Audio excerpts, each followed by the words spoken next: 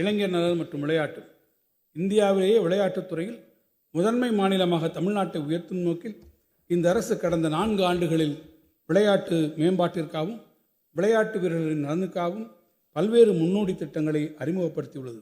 சர்வதேச மற்றும் தேசிய அளவிலான போட்டிகளில் பதக்கங்களை வென்ற 4554 விளையாட்டு வீரர் வீராங்கனைகளுக்கு இதுவரை 151 கோடி ரூபாய் உயரிய ஊக்கத்தொகை வழங்கப்பட்டுள்ளது. மேலும் விளையாட்டு வீரர்களுக்கான 3% இடஒதுக்கீட்டின் கீழ் இதுவரை 93 விளையாட்டு வீரர்களுக்கு அரசு மற்றும் பொதுத்துறை நிறுவனங்களில் வேலைவாய்ப்பு வழங்கப்பட்டுள்ளது.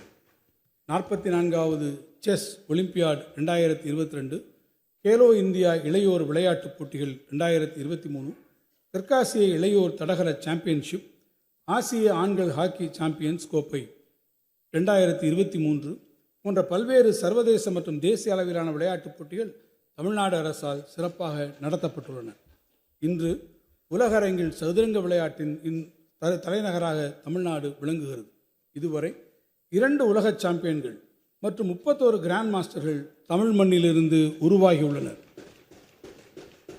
இந்த வெற்றியை தக்க வைத்துக் கொள்ளும் பொருட்டும் மாணவர்களிடையே சதுரங்க விளையாட்டை ஊக்குவித்து பல சாம்பியன்களை எதிர்காலத்தில் உருவாக்கும் வகையிலும் பள்ளி பாடத்திட்டத்தில் சதுரங்க விளையாட்டினை சேர்த்திடும் விதமாக உடற்கல்வி பாடத்திட்டம் உரிய வகையில் மாற்றியமைக்கப்படும். இந்தியாவின் மாறுபட்ட நிலப்பரப்புகள் மற்றும் ஏராளமான இயற்கையில் கொஞ்சம் இடங்கள் மலையேற்ற விளையாட்டு ஆர்வலர்களுக்கு ஏற்றதாக உள்ளன. பயிற்சி பெற்ற மலையேற்ற வீரர்கள் இந்தியாவில் மட்டுமின்றி உலகெங்கும் பயணம் செய்து சிகரம் தொட விழைகின்றனர். எனவே பல்வேறு மலையேற்ற வீரர்களின் பெருங்கனமான உலகின் உயரமான எவரெஸ்ட் சிகரத்தில் ஏறி சாதனை புரியும் தமிழ்நாட்டை சார்ந்த வீரர் வீராங்கனைகளுக்கு 10 லட்சம் ரூபாய் ஊக்கத்தொகை வழங்கப்படும். இந்த வரவு செலவு திட்ட மதிப்பீடுகளில் இளைஞர் நலன் விளையாட்டு மேம்பாட்டுத் துறைக்கு 572 கோடி ரூபாய் ஒதுக்கீடு செய்யப்பட்டுள்ளது. உடனுக்குடன் செய்திகளை தெரிந்து கொள்ள சன் நியூஸ் பெல் ஐகானை கிளிக் பண்ணுங்க.